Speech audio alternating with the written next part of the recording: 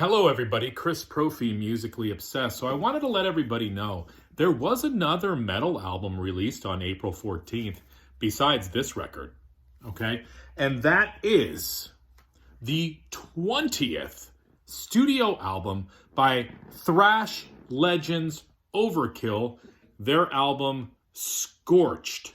And just by the looks of that album cover, you know what you are going to get. Now, this album is following 2019's Wings of War, which was a very, very good album as well. I happen to like Scorched better.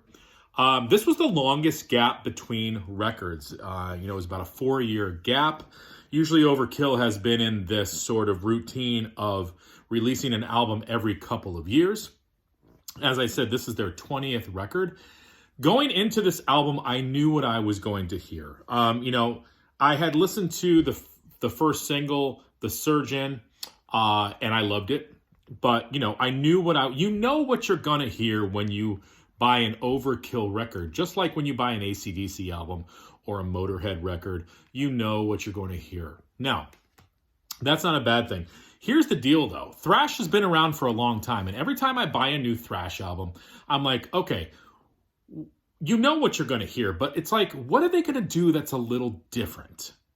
Okay, how are they going to push the thrash envelope a little bit to make it interesting? Because I've seen some videos where people have been talking about the genre of thrash is getting a little predictable and a little boring. And I would agree with that in some sense, if it weren't for bands like Overkill. Now, I don't believe that Overkill is resting on their laurels at all. They are trying new sounds, and it starts off from the first track of this album. The first track is the title track, and anybody who's listened to this album, you might have gotten this impression too. I hear Iron Maiden's Wasted Years references. It opens up with a guitar lick that's reminiscent of the song Wasted Years by Maiden. The whole song, even the bass lines towards the end, are very new wave of British heavy metal. Now, the band, you still got Bobby Blitz on vocals.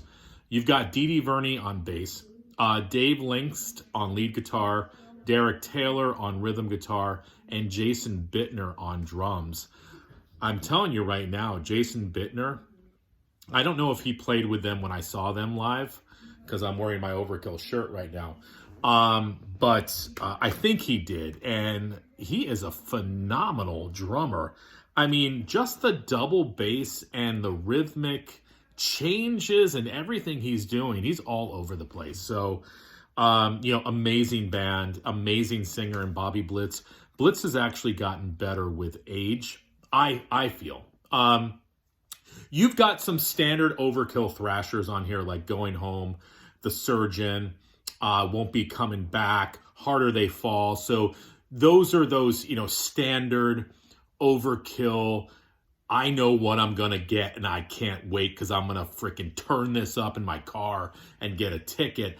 But there's some other surprises on here. There's a song called Fever, where in the beginning, Blitz, and in the verses, I should say, Blitz is actually singing in, not a screaming tone. He's singing, which is, you don't hear Blitz doing that often. And then in the background, there's like bongos or something. It's very cool. And then it breaks into this blistering vocal by Bobby, but the verses are very different.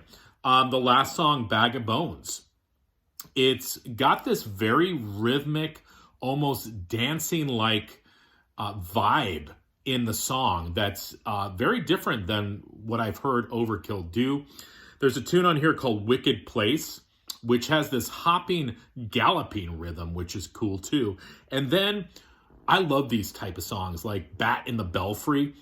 I forget what album that was off of, the 13th record, I want to say. I can't remember. But there's a song on here that's very similar in title and sort of phrasing. It's called Twist of the Wick. Bobby Blitz does the best when he's singing those sort of very tip of the tongue sort of lyrics. Twist of the Wick is so cool. Might be one of my favorite songs on the record. At the end, he's like screaming it over the rhythm. So I am very happy with this album. As I said, it is a thrash record, and you know what you're going to hear, but there are some surprises on this record that keep the listener interested and keep us going, okay, thrash is still a genre that can be innovative, okay? We know we're going to get the double bass. We know we're going to get the scary cover. We know we're going to get the screaming vocals, but there's also some ways to innovate it as well. Overkill is one of those bands that do it. So if you're an Overkill fan, if you're a thrash fan, check out Overkill. And if you haven't checked out their albums in the last 10, 15 years, I check those out as well. I don't think Overkill has ever made a bad album. They really haven't strayed from the path of thrash like some other bands have. I mean, they've tried some different things, but pretty much every Overkill album is hard, heavy, in your face, thrashy, at times Sabbathy, at times doomy, at times groovy, but for the most part, they've stuck to the thrash recipe, if you will. So check it out. Wanted to get that up there, and adios.